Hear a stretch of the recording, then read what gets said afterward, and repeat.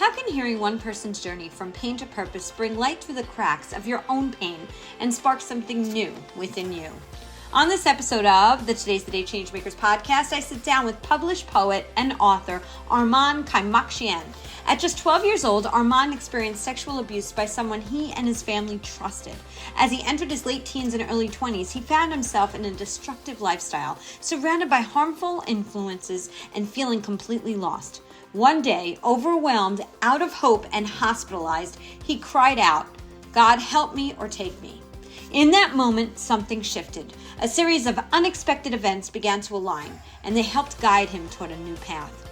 Today, Armen is a husband, a father of three, and the author of He Calls Me Redeemed, a memoir that became a meaningful outlet for his own healing, and now helps others see that even in life's darkest moments, light can still break through.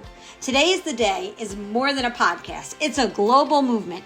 I'm Jody Grunwald, certified professional coach, transformational architect, and founder of national and global platforms that prove one truth. Connection is the most powerful driver of results. I work with leaders, entrepreneurs, professionals, and individuals looking for deeper connection to themselves, to their teams, and to their mission, so they can move forward with purpose, exceed their goals, and positively impact their bottom line. I don't just coach, I help architect transformational change that sticks, whether it's for a company, nonprofit, or for individuals. Learn more at todayisthedayliveit.com. Please subscribe to the Today's the Day Changemakers YouTube channel and follow us on Facebook and Instagram at Today is the Day Live It. So let's dive in, because today is the day to witness what's possible when truth is honored, healing begins, and courage becomes contagious. Hello, everyone, and welcome to another episode of the Today's the Day Changemakers podcast. I am your host, Jody Grunwald, and as I say every single episode, I interview the changemakers, the inspirers, and those who are disrupting the status quo in the best way possible. And today, I'm so excited to have Armen Kaymakcian here with me today. How are you? I'm doing fantastic, Jody. How you doing? I'm doing great. I have been looking forward to this interview all week because we met by chance at an event.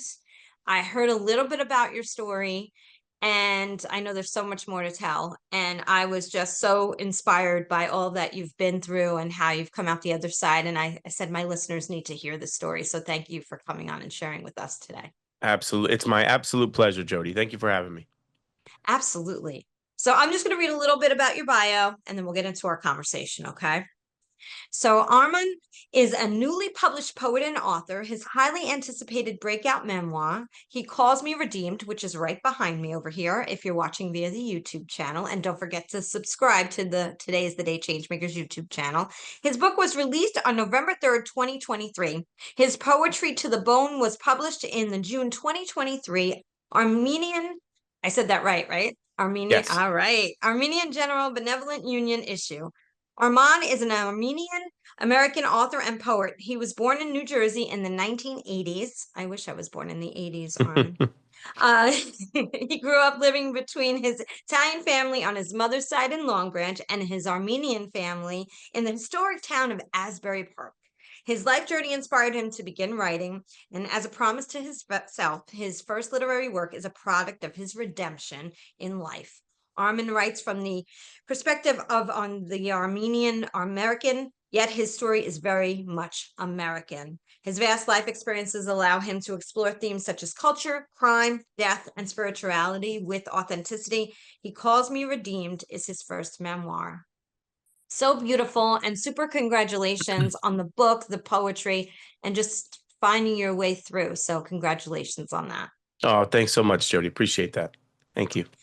No, you're welcome. You're welcome. So, we're both from New Jersey, because this podcast is streamed now, maybe more by the time we air this, in 895 cities around the globe.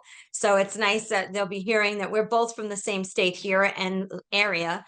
And so, when I met you and I heard a little bit about your story, I said, wow, I believe that this is such an issue across the world, the globe, and what you've been through. So why don't we get started and start, as I do with every single guest, from your childhood. And this actually goes right into your book. So why don't we talk a little bit about who Armen was as he was growing up? Sure. Yeah. So I have a lot of great memories from when I was a kid. My as it said in my bio, my mom's side, Italian from Calabria. In West End. They're from in Long Branch, New Jersey. And then my dad's side was Armenian, and so they owned an Armenian hotel and restaurant in Asbury Park, about 2 blocks from the beach, and it was called the Armenian Royal Hotel. And it was like full dining room with belly dancers and the whole thing. It was a really, really cool place to grow up. My dad was a musician, so he played music there nightly, and it was always in the summertime jam packed. And I just remember being a kid and having the greatest time there. I mean, it was really phenomenal. Just normal kid. Spent a lot of time with it. You talked about growing up in the '80s. I was just having a conversation with somebody about how different things are now, and we used to hop on our bikes and ride miles away, and nobody knew where we were, and we would just get lost in the adventure of everything. And it's not like that anymore. Things have changed quite a bit. It was a really, really fun childhood. At a certain point, about 10 years old, I endured quite a bit of childhood sexual abuse. And it was very abrupt, came out of nowhere, and completely just, derailed my entire life and set me on a really dark path. I know that you had mentioned to me about chapter, and let's go back for a second. It's not chapters in your book. There are rooms. We'll get to why there are rooms in one moment, and it'll make sense to everybody who's listening as you just shared a little bit. But chapter 2 and chapter 3, when you do put them side by side, and I have read them both, it is a very interesting journey for you.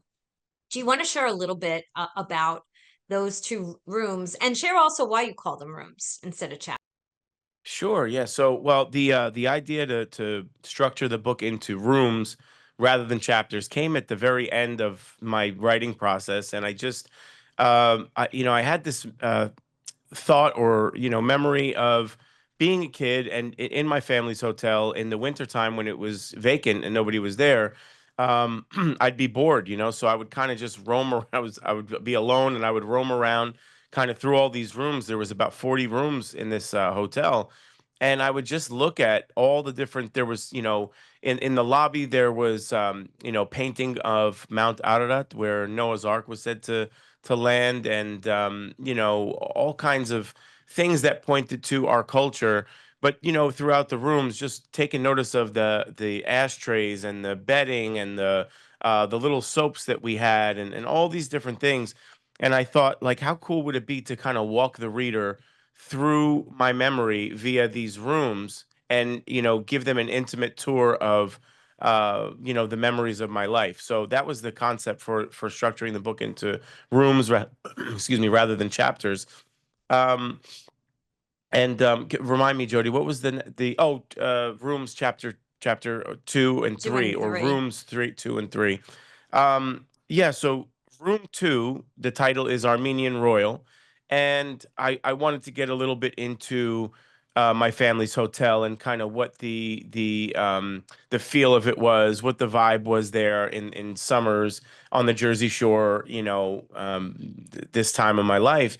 And so I go on to describe some of there was these old Armenian ladies that were in abundance there, and they were like having extra grandmothers. So, I had a lot of fun with them. They had a lot of fun with me. And there was always people coming in and out. It was just a very interesting place, like I said. Um, the other part of that that's significant is that I describe there was a young girl. She was the daughter of a friend of my father's that was staying there one summer, and she was the first experience I had really, kind of making out with a girl, and I was very young. I was like 9 years old, and she was 11, and so I describe what that was like in detail, and when I describe it, there's a lot of description about how light she felt, and what her hair smelled like, and all the different intricacies of that moment. And then, moving on to and there's some more significance with with that room as well. My father, and kind of some hints to things that will come later on in the book. But room three is where I get into the childhood abuse, and I described the first encounter because it's interesting with a book. When you're writing a memoir like this, you have thousands and thousands of memories, so you can't include everything. You'd love to if you could, but you can't. So you have to.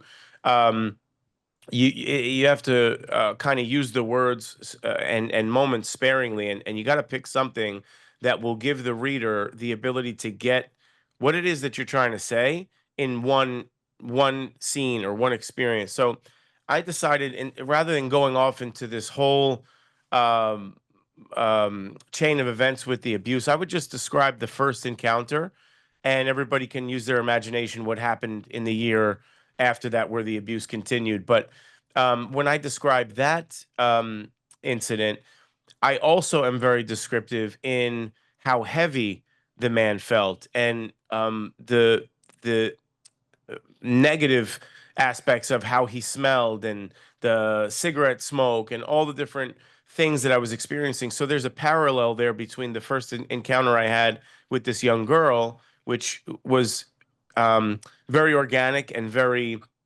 natural for me, and was a great experience, and was really just an incredible time for me as a young boy, versus this horrific experience in the next room.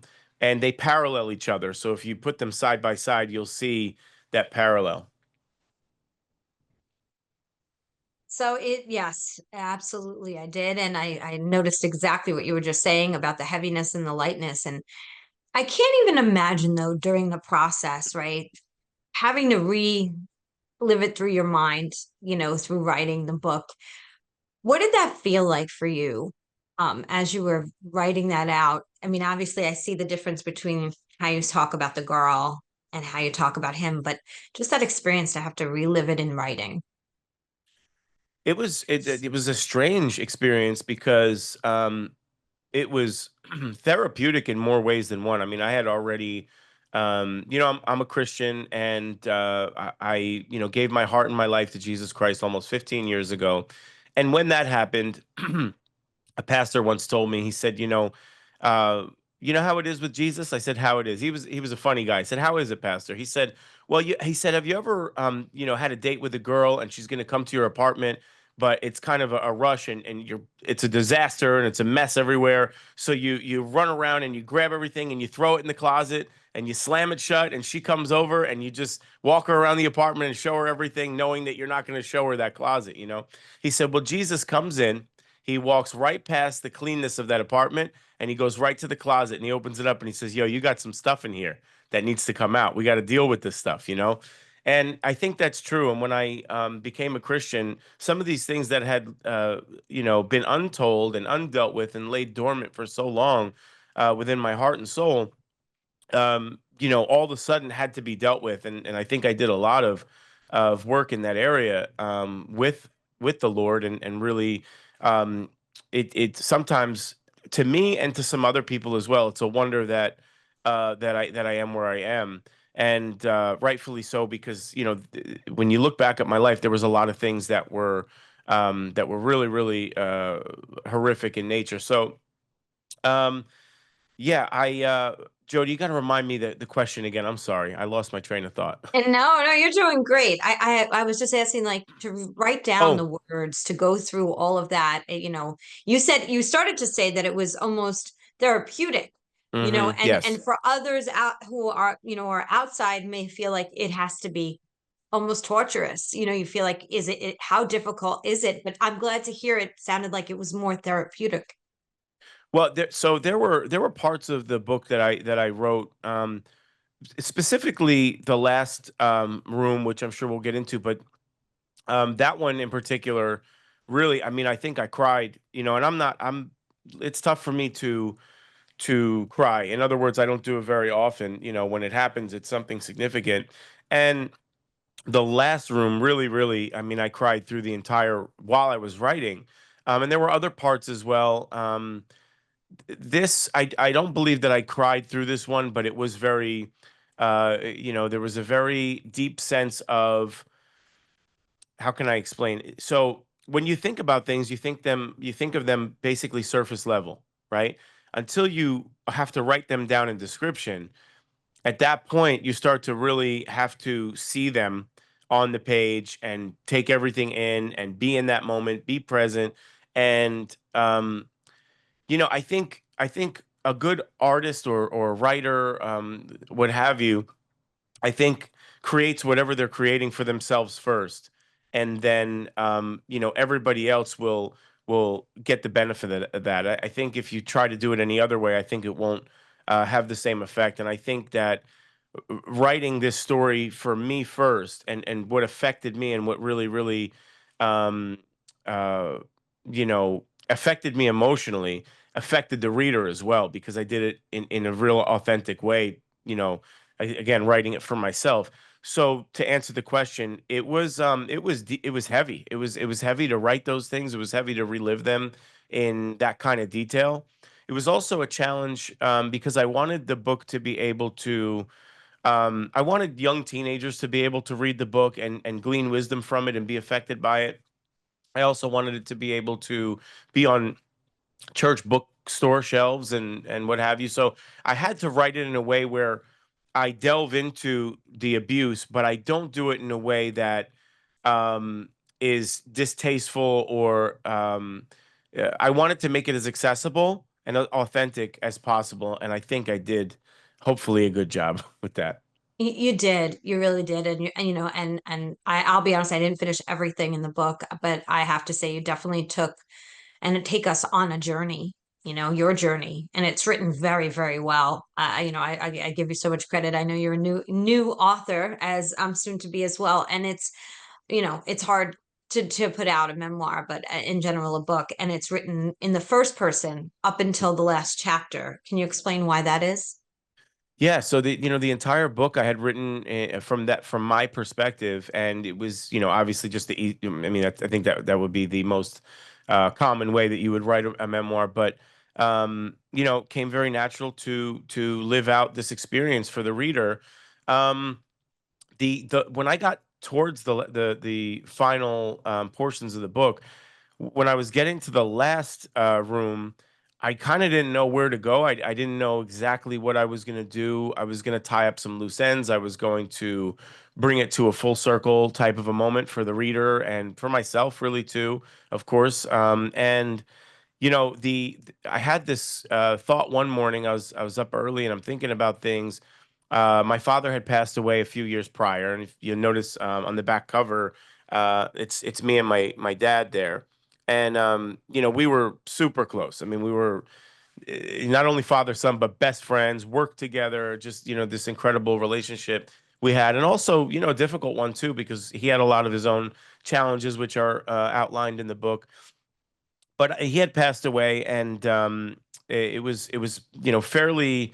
I think I might have said a few years, but I'm thinking about that now. At the time I wrote the book, it was not very long after that I started writing, after my father passed, and I thought, the one person that you want to talk to when you lose someone you love is that person, and you can't tell them what you're going through, you can't tell them what you're feeling, and it's just devastating, and it's a pain that is just heart wrenching, and you want to be able to talk to them. And I was like, you know what? I'm just gonna write like a letter to my dad, as if I was sitting here with him right now, and I could tell him everything I experienced that day that he passed away. So you'll see in that room, or in that chapter. Um, you'll see what it was like when they came to take his body, and the conversations I had afterward, and the next hours that took place after that, and then the phone calls, and family members, and making arrangements, and all these different things, and kind of a introspection on my life, his life, our relationship together, what came before me as far as culture, history, ancestry, and then moving forward into what was coming, almost a nostalgia for the past and the future, if you will. Thinking about legacy, and my. I have three sons, so thinking about my three boys and what kind of men they will be, and there's a lot encompassed in that last room.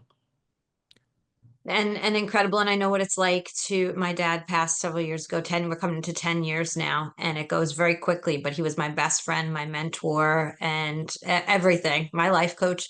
And so I understand exactly how difficult it is. And that is the person you want to speak to when you're going through the hard stuff, right? That person Absolutely. is, they leave such a mark on your life and legacy there. And you're, by what you've put in this book, his legacy, and he lives on in people's minds that never knew him. So that's a beautiful thing. Yeah, Jody. Well, first of all, I'm so sorry for your loss of your dad. Yeah, and you're absolutely right. There's a part of me that, I wonder what he would. I don't think I would have written the book while he was alive, just because, I don't know what he would have thought. I think there's a lot of people would love to. I heard Robert Greene the other day in an interview, and he said, he said most people will never write that book or start that podcast or create that business or whatever it is that they're wanting to do because they're scared to fail, because the fear of failure is worse than never doing it at all. And just, you can kind of say, well, I don't know, if I would have tried, maybe it would have worked, but I didn't. So that's better than failing. And it's just, people are very fearful of that. I think another fear, uh especially when writing a memoir, is what are people going to think about this? I mean, family members and relationships you have with people, are they going to be affected? And I would hope that my father would be proud of some of the things that I've been able to accomplish, as far as writing, publishing the book, and then so the people that have been affected over the course of the last few years. Some really incredible stories. And I a good friend of mine. If we have time, I'll tell the story because it's a good story, and I think it's the reason that Yes. the main reason that I wrote the book above all else was I wanted my story to give hope to people that had no hope, and I wanted to lead as many people to Jesus as I could without preaching to them, without overwhelming them with my belief or my faith. I wanted to just tell them my story, my life story, and then let them come to their own conclusion. That was my concept. And so I was very careful about writing the first half of the book as if I'm not even a Christian. I wanted to write it from the perspective almost of how my life was before I got saved, before I became a Christian. And then after that, you'll there's it's weaved in and out of the book, just like my culture and things are weaved in and out of the book. But I believe it's not so overwhelming that, and this is coming from other readers and editors and things like that. But Hmm. one of the main reasons, like I said, was I wanted this to affect people and make them really stop after reading the book and say, huh, I'm gonna have to think about that, you know? And so I had a good friend of mine that I've known for years and years and years. I won't mention his name just in case he doesn't want me to, but he called me out of the blue, and when I was still in the writing process, and he said, "Hey man, did you write a book?" And I said, "Yeah, bro, I did." I guess he must have got it from somebody else we know or whatever. And he's like, "Are you serious?" Because I didn't tell anybody I wrote it until after I was finished. So it came as a shock to some people. And he said, "Well, can I read it?" And I said, "Well, I'm getting a list of people together I'm gonna, send an early copy to read. I'll put you on that list." He said, "Oh, awesome." So I get a text from the next day. He's like, "Bro, I can't wait. Just send me the PDF. I want to read it right now." So I knew him well enough where I said, "Okay, I'm gonna send him the PDF." I sent it to him, and he asked me if we could meet at a coffee shop or something. So we met one early morning, and we're sitting there talking, and he's like, I thought I had a relationship with God, but after reading the book, like, I really started to ask, like, what is this all about? And where am I at with this whole thing and my family and whatever. So we're sitting there talking to each other, and it was just like, it was really unbelievable that he goes to the same church as I do now. His whole family comes, and we're very close. I had dinner over with he and his family not that long ago. And it's just amazing because he's one of my oldest friends, and it's very rare that you would have a relationship. I mean, it's over 30 years. We're talking, we were 14-year-old kids together. So that was really quite remarkable. And one of the things that was really interesting, that was pretty incredible, how organic things like this actually happened. But at that time, I was going to be doing an interview where they were asking me to write kind of a synopsis of the book. I said, "Man, it's so hard to write a synopsis of your own book, And he's a really intelligent guy. I mean, when I tell you, he got like almost perfect on his SATs. He's a very, very. We were miles away from each other. He was book smart. I was more street smart, but we. Anyway, I said to him, I was like, man, could you write this synopsis for the, because he just had such good insight and picked up on so many things from the book. So he writes the synopsis. I get it back from him, and I'm like, I read it, and I'm like, dude, this is the perfect thing for the back cover of the book. This is a great book description. So the book description on the back cover is actually he wrote this. That's And so it was, incredible. and it was at the very end of the process. I had no idea what I was going to do for the back cover until the very end. So, the whole thing was really kind of interesting. Maybe the listeners will be interested in this. Maybe they won't. But the back cover, a couple things happened. So he writes this beautiful description. I had this picture of me and my father that I had in mind, and I wanted to use a picture of my family rather than an author picture because I just thought how cool to show people where I was and where I am. So I did that, and then the picture itself, when I did the book trailer, which you can see on my website, I'm sure there's links in the description, but there's a book trailer there that I filmed with a great friend of mine, Steve Munoz, and he's a videographer, very talented. And this was a still shot that he took of me standing on the same jetty that I spent so many hours on with my father as a kid, kind of looking across the expanse there into the abyss, you know. And so it's just really incredible how natural all those things came together. It wasn't, premeditated. It kind of all came together at the very end. So What an incredible story. I mean, that's just unbelievable. And look at how if you didn't send that if you didn't send that book to him as a PDF prior, yeah, it wouldn't have happened the way it did. So mm. it's all signs, that is for sure. Today is the Day is more than a podcast. It's a global movement. I'm Jody Grinwald, certified professional coach, transformational architect, and founder of national and global platforms that prove one truth. Connection is the most powerful driver of results. I work with leaders, entrepreneurs, professionals, and individuals looking for deeper connection to themselves, to their teams, and to their mission, so they can move forward with purpose, exceed their goals, and positively impact their bottom line. I don't just coach, I help architect transformational change that sticks, whether it's for a company, nonprofit, or for individuals. Learn more at todayisthedayliveit.com. Please subscribe to the Today's the Day Changemakers YouTube channel and follow us on Facebook and Instagram at Today is the Day Live It. There's a lot of your story we haven't shared yet, right? There's a lot more in the book than what we've shared, and I'd like to kind of, have you talk about. So this abuse happens, but your life takes a turn, and it doesn't get better at some point. It doesn't. It's now that's where I'm so excited where you are now, but there's other things that happened, and I would love it if you could kind of share with the listeners where your journey took you. Oh, absolutely. Yeah. So, if you would have met me as a 12-year-old kid, you would have met a kid that was really struggling to make sense of the abuse that he was, going through or had just gone through.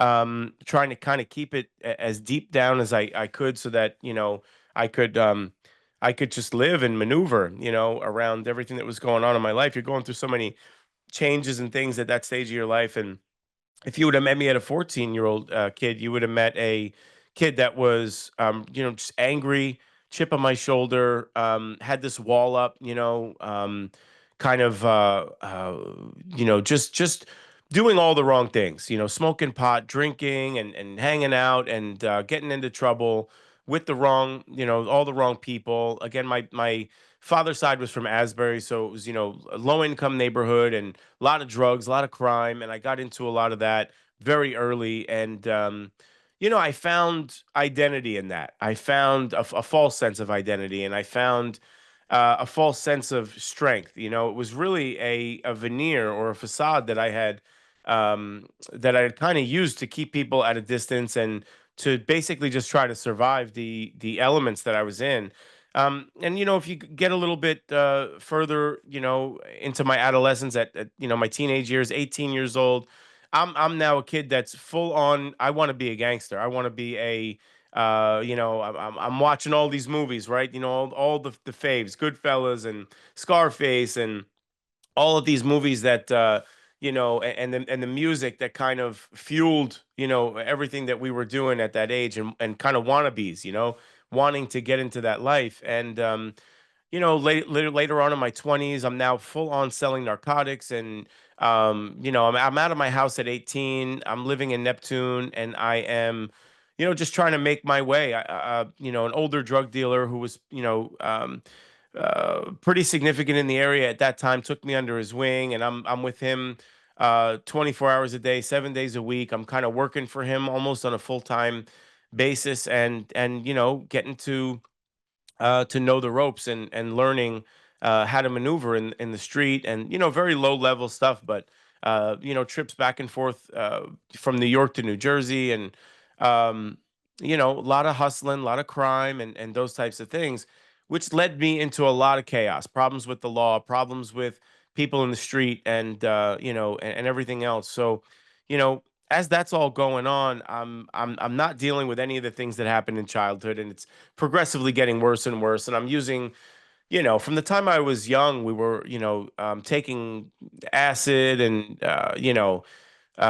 experimenting with different types of drug, ecstasy, and things like that. And in my 20s, I started to, you know, um, partake in some of the drugs that I was selling. So cocaine, and not heroin until a little bit later in my mid 20s. And, when I started to use heroin, it was just like game over. It was like this is the thing that is giving me every piece that I was ever looking for, all the peace that I had been longing for. Because I think when a person has a life that's filled with all types of chaos, they're just looking for peace in their life. They really, really just want, um, you know, what we all feel on a regular basis. If you're living a good life, a blessed life, you're feeling hope and joy and peace on a regular basis, hopefully. But for somebody like me at that time, I didn't feel that at all. So the few moments I had of reprieve were those moments after I shot heroin. And I outline in the book my first experience shooting heroin, and how the progression happened. And yeah, I once I really um, dove deep down that path of heroin addiction, it took everything from me. I became a walking corpse. I was a shell of a person, and just robbery, committing crime, stealing things, to try to get money, to get high, and just a miserable, endless loop of misery, that it was just the most desperate, horrific feeling that you could ever feel. And I was suicidal a lot of the time. I just had gotten to a point where I'm like, that's it. I can't do this anymore. So there was one afternoon, I shot my last couple bags of heroin, and I am in Long Branch, New Jersey, and I just decided that's it. I'm gonna just end this whole thing. So I went to go jump in front of the Long Branch train at the train station. On my way to the train station, I felt this force just like compelling me into the hospital. And I had been through a lot of detoxes, rehabs, locked up a few times. And I went into this hospital. I told them what was going on, Monmouth Medical Center, and they put me in the psychiatric ward. I had been there before, and my mother had found out where I was. She asked me if I needed anything. I said, "Mom, there's a Bible on my nightstand." I had gone to a Christian rehab called Keswick Colony of Mercy about 6 months prior, give or take. And I was there for like a week, but I was shooting dope in the bathroom there, and I got asked to leave. So, it just shows you how insane my mind was. That I'm going to a rehab to try to get clean, but I brought heroin with me because you're petrified to not have the drug. So, I was clean for like a week there because I had run out, but they found out about it. They asked me about it, and I told them the truth, and they asked me to leave. So, figured I'm done with that place, and kind of moved on. And fast forward, I'm in this psychiatric ward. It's the middle of the night, 2, 3 in the morning. My mother had brought me that Bible, and I am just in there, and I am in the most desperate place that you could imagine. And I just all this chaos that went on in my life, just it was all like boiled up into this this one moment. And I opened up the Bible to a random page, and I said, God, I know that you're real, but you seem so distant from me that I don't know where to find you, or how to find you, or if you care about me, or what. But I'm just asking in this moment. I need you to speak something to me. I need to hear from you. like I've never needed to hear from you before. And I opened up to this page. It was Psalm 88, and that is a psalm that David wrote, and I'm reading the psalm, and it's just like this desperate plea to God, to save him, because he's just in the most desperate, hopeless, dark place, and I'm like, oh my gosh, like if I could have written God a letter in that moment and told him how I felt, I couldn't have done it better than David did in the psalm. And it just, something in me just broke in half, and I dropped to my knees, face to the floor, tears, just crying, uncontrollable crying, and I'm begging Jesus to save me in that moment, and I'm just like, I'm basically like, kill me or save me, but I can't do this anymore. And in that moment, I felt just like when you're a little kid and you're crying and you can't breathe. I felt like this embrace, from God, almost like a hug from your father, and I calmed down, fell asleep. I really didn't feel any different the next morning. Woke up just like any other morning, and they came in. They said, "Look, we have to ask you to leave because you don't have health insurance." So I'm like, I haven't had 3 days clean in like a long time. I said, if you guys could let me stay, if there's some way, something I can do. And they said, well, why don't you try to use our phone? You can't stay here, but try to get in somewhere. So I called this list of like 10 places, no available anything. There's no nothing. So I get kind of fed up, and I'm now a little bit angry, and I go to my room and I grab this. There was like a white mesh bag that had a few clothes in it. And that was all I had left in the world. I have nothing, no one. Like there's, my mother, because always, your mother, your father were like the last two people. And that's why I tried to do what I could to honor them in the book, because I didn't want to dishonor them in any way, even though we had some difficult things. But they did the best they could, with a lot of things.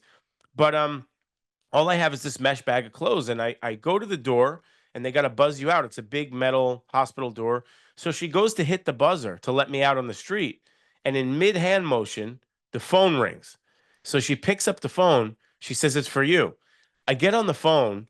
It was the director of admittance for this Christian rehab in South Jersey that I had been to. And I recognized the voice. I recognized him. He said, Armand, how you doing? I told him what was going on. I said, terrible. I told him what was happening. He said, well, a strange thing happened to me last night. I said, what happened? He said, God woke me up out of a dead sleep and told me he wants you to come back to this place. So I'm like, trying to make sense of this whole thing right now, because this is a very bizarre few hours that I had between the middle of the night and now getting this phone call. So I'm wondering, did my mother call him? Nobody called this guy to tell him where I was. He searched for me all morning to find me, because at the same time that I was crying out to Jesus Christ, he was waking this guy up in another part of the state to come bring me back to a place that has a list a mile long of people waiting to get in. I figured there's no way. I didn't even bother calling that place, because I said there's no way they would ever have me, but I'm not even going to bother calling. And lo and behold, this whole thing happened. So I'm just like kind of blown away. I knew it was my opportunity. I left there. I spent 4 months at this Christian rehab, and really read the Bible for the first time, got to know the scriptures. Just it was a very incredible experience, because it was in the beginning when I first got there. It was just this. I was so sick, because withdrawal from heroin is like, it's very few other things that you feel that kind of physical, mental, emotional, and spiritual pain. It's just it is beyond the worst thing that you can go through, from my experience anyway. And so I went through a lot of that. It was a work program, so I was trying to go through working and doing all the things that I had to do while going through the sickness. And it was just, it felt like completely impossible. And but God was faithful, and I just kept taking one step in front of the other, and kept moving through doors that He was opening for me. And I spent that 4 months there, and just really excelled, and felt like a completely new person. Just felt like the old person had died, and there was a completely reborn new person, ready to live life and ready to just thrive in every way that I could. And so the rest is history. I got home, and I had some hiccups, and I outline a lot of that in the book. I'm talking a whole lot, so I'll wrap it up and let you continue. But yeah, 15 years later, fast forward, here I am. I'm a father, husband. I have 3 boys. Great job. I do a fair amount of writing on the side, and have some projects that I'm hoping to get done in the future. So that's where I am. what just incredible. And I have so many different places I'd love to go with this. It's just an incredible journey. And I truly believe if you listen for the signs, they come. They absolutely come as long as you pay attention. They're there. And you have to believe in them, whether you believe it, if they, whether it's God, the universe, spirituality. Anybody who listens to the podcast, whatever it is that you connect with, if you pay attention, those things will happen for you. There's somebody out there right now, Armen, and they're listening, and maybe they either A, have a family member who's going through this, or B, they're going through this themselves. What advice do you have for them? So, my sons and I just got done watching. There's an incredible series on TV right now. I don't mind plugging it because it was just so good, and I really really enjoyed watching it with my boys. Everybody's familiar with the story of David and Goliath. It's just one of the things I love about the Bible as a writer is we take everything in as human beings in stories. Mostly. So the Bible's really incredible for that because as you're going through it, there's all these narratives and all these stories that are so easy to take in, whether you're a child or whether you're an adult, you can take these in. And so we're watching this series on the story of David and Goliath, and they just did it at such a high level of storytelling. Just it is beyond. I don't have enough good things to say about it. But we're watching it last night, and the finale was on, and where David is going to actually fight this Goliath, and it is just the most impossible thing. You know what I mean? Like when he's looking at it, it's like here's this little guy. He's a shepherd. He's not a warrior. He's got no experience in fighting, but God had used all this time to prepare him for this moment because when he was in the field, it seemed like a very mundane, kind of purposeless job to do, to be a shepherd while everybody was doing all these significant things. And God was using him. He was protecting the sheep. So he was killing bears and lions with this sling that he had. And that really prepared him to be able to go up against Goliath. But what was more than that is that his strength didn't just come from within himself.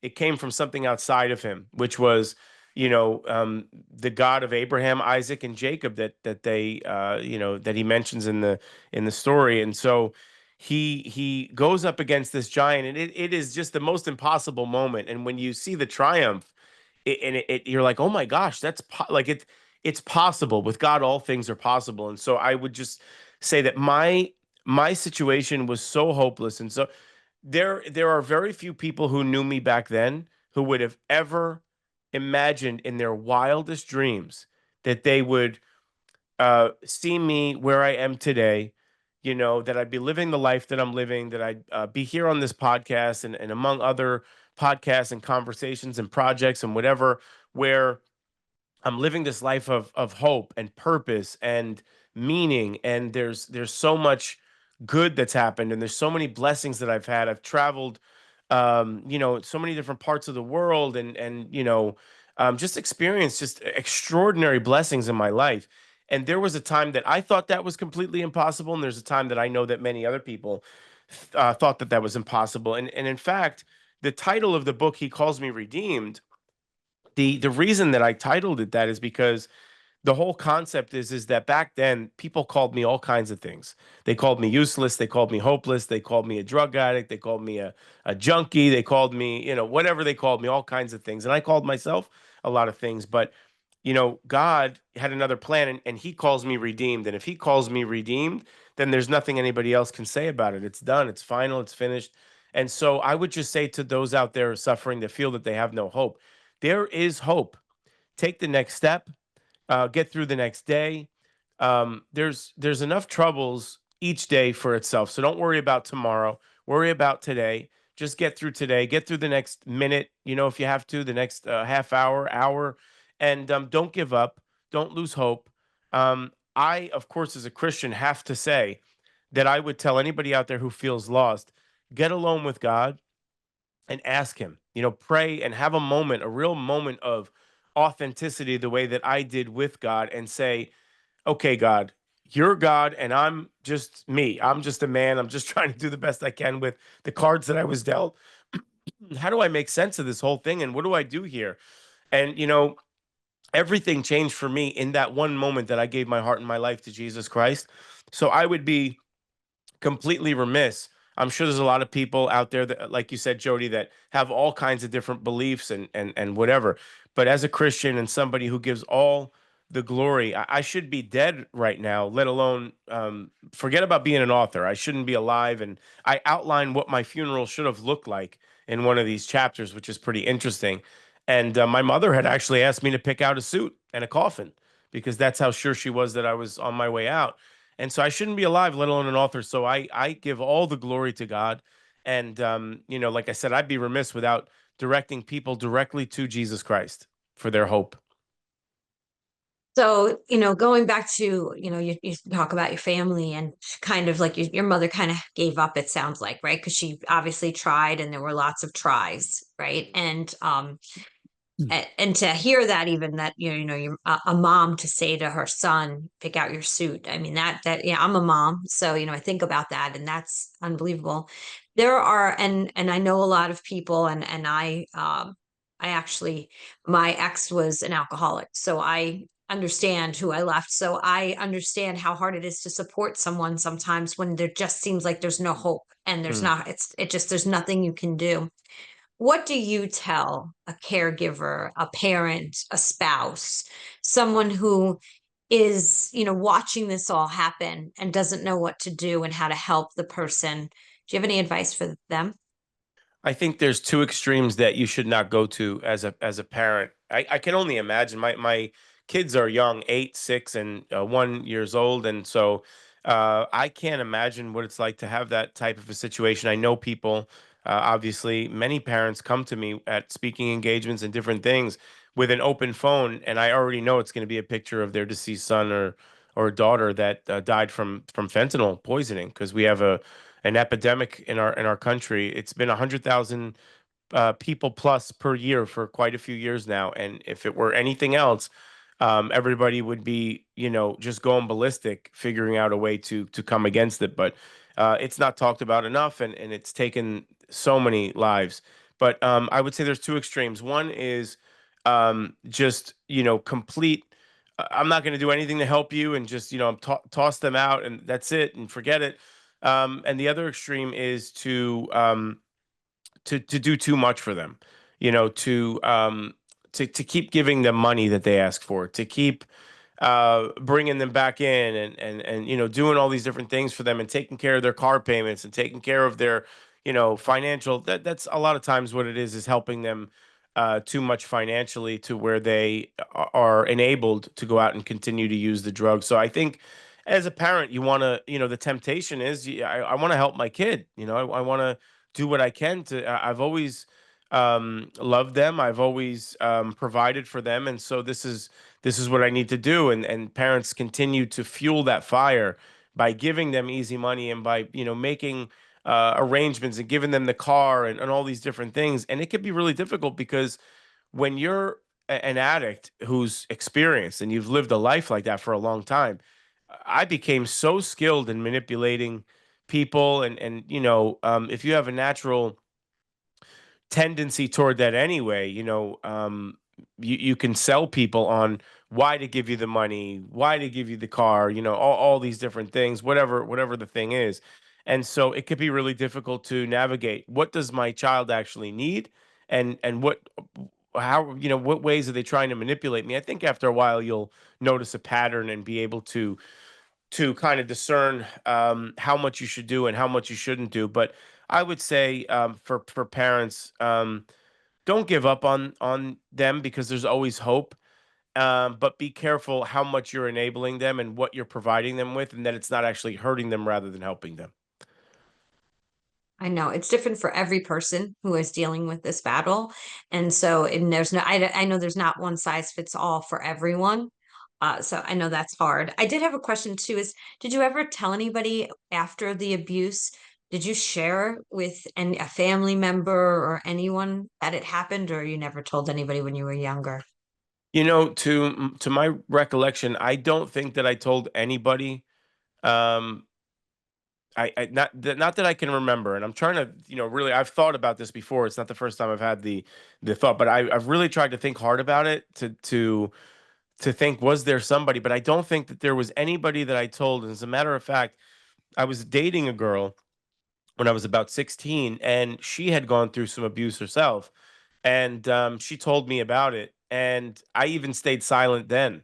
And there's a chapter in the book where I talk about, um, all of this, basically the theme of hiding things, you know, and how much I was hiding at that time, and how I almost enjoyed hiding. I enjoyed sneaking, around and doing these things that people wouldn't catch on to, all these different things. So I give this list of things that I was kind of sneaking in and out of these places, and doing all these sneaky things. But that was one of the things that I snuck right past people, was this, um, this really major, life altering, horrific event that took place in my childhood that I kept from everyone, and was able to kind of sneak past people until I was in my late 20s, where I finally told someone. And that's, look, I've had people reach out to me, because when you write, my life is literally an open book now. So, when I'm talking to people, they're like, how did you put that out there, man? Like, I've had people reach out to me, especially men, because it's really difficult. I think a lot of men, it's more uncommon for us to talk about that, because of, I guess, a lot of different reasons, but you don't see it all the time. And definitely don't see men writing too many books in regard to it. So, um, I've had them reach out to me and say, I've never told anybody, and this has been, just killing me inside for years and years and years. And that's been really, really just an awesome blessing to hear them say, I read the book and I decided to finally tell my parents, and tell my wife, or tell this person. And the weight that came off of them when they were able to do that, not hiding that anymore. But yeah, it's a really difficult thing. And the challenge is, once the book was finished, I almost had a momentary, like, I can't believe I'm putting this out into the world. Like, this is something that is extremely personal, and now, like, the entire world is. But then I thought that the benefits would outweigh the negatives in regards to how this is going to help people, and it became, the thought of keeping it to myself and not sharing it with the world became actually a selfish concept, to not put that out there, for my own fear and my own insecurities and whatever else. It was like, no, I have to put this out there. There's actually a moment when I had finished the book and it was completely done and ready to be published, but before it was published, and we were going somewhere. I think maybe it was a trip to Florida or something, where I thought, like, oh my gosh, what happens if, like, something happens to me? This is not going to get out into the world. I texted my brother, and I said, "Bro, I gotta call. I gotta talk to you." And I talked to him, and I said, I sent him all the files. I said, if anything happens to me, this book gets published, because that's how important I felt that, that it goes out and helps people." And so, yeah, it's a difficult thing to put out there, for sure, to tell Right? people. Because there's so much judgment. We as humans, and I say this on a lot of my episodes, we are humans, and for some reason we have this innate ability to judge each other, Oh which yeah. which is terrible, because we'd all do so much better if we stopped judging each other and ourselves so much, right? And allowed ourselves to just be who we are and not Mm. judge other people for who they are. And those who judged along the way and called you the names that you said, look at you now. It's a real testament to the human spirit when you have this believability and you give yourself to, as you did with God, and be able to connect and have that ability to feel supported. And when that you have that innate support, amazing and incredible things can happen. And you had mentioned, people who are afraid to write the book, do the podcast, do all of those things. We all have the ability. It's just this imposter syndrome, and I talk about that a lot on the podcast. Mhm. That we all suffer from it at one time or another. So most forward-facing people do. I could talk to you for hours, and I hope that we could do a part two to this episode. As I know we're pretty much at an hour now, and I would love to be able to do a part two, because I have so many other questions to ask you. Are you up for that? Sure, absolutely. Yeah, I'd love to. Awesome. Anything before we end this episode that you want to share? Sure. You said a few minutes ago about judging people, and there's this great quote by Hemingway that says, everybody's broken. That's how the light gets in, you know?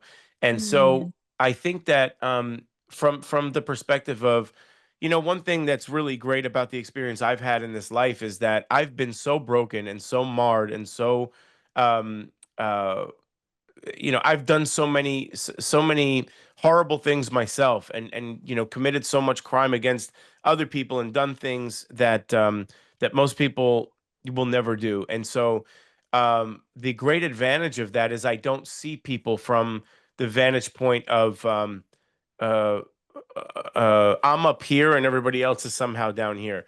There is none of that, because we're all on this level playing field and we're all broken, and the Bible says that we all fall short of the glory of God. And so we're all in this broken place. And so I think the one thing that will put together all of the thousands of fragments of pieces that we all are is to be authentic. And like I said, in that very real moment that I had with God, I gave my heart and my life to him, and I admitted that I'm a sinner and I'm broken and I have things that are wrong with me. But God, you're perfect and you don't have any brokenness, and there's nothing wrong with you. And the moment that I understood who God was and who I was in relation to him, and I laid it all bare before him, and I had that very real moment, everything changed for me. From that moment forward, my life was never the same again. And so, if I would leave people with anything, I would just leave them with, don't lose hope, don't lose heart, continue on. Um, like you said a minute ago, Jody, there's a book maybe to be written about your life. There's a podcast that needs to happen. There's conversations that need to take place. There is hurting hearts that need to be helped by your situation. I think the difficulties and the pain that we go through as human beings in that brokenness gives us the ability to then go out and help and heal others that are going through very similar circumstances. And we wouldn't be able to do that without first going through that pain. So um, there's purpose in the pain. Don't lose sight of that. Don't lose heart, and just keep going. Well, I am so grateful to know you and to meet you, because you inspire me when I hear you speak. And I never heard about that quote that everybody is broken. That's how the light gets in. I mean, that's just beautiful. And that, thank you for sharing that. Where do people get your book? So you can get the book anywhere books are sold. The title is, I'll just hold it up so you could see it. Yeah. Maybe people could screenshot, because I have a long last name, but this is the title. You could just type it in Amazon or Barnes and Noble, wherever you get your books, it'll be available. And it's available in hardcover, paperback, and ebook.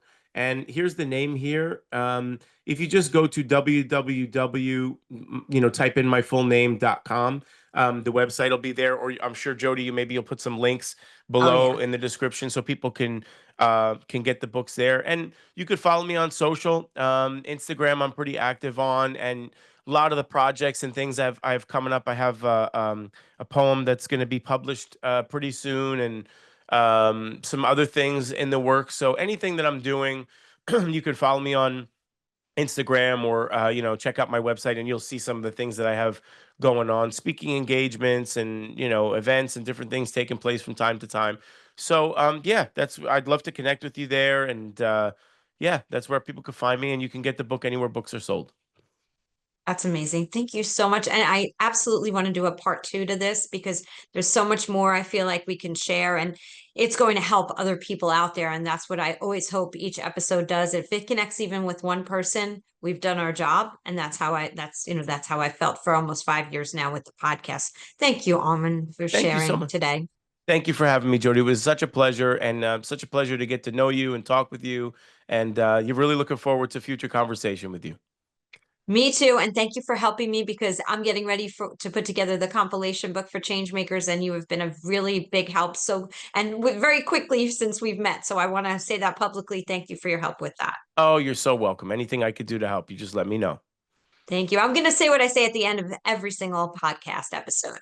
Today is the day you cannot go back to yesterday, and you do not yet own tomorrow. So, what small or large steps are you going to take today to get yourself closer to your goals? Have a great week, everyone. And thanks, Armen, for sharing your incredible story with us. Thanks, Jody. God bless you. Have a great day. You too. Bye bye.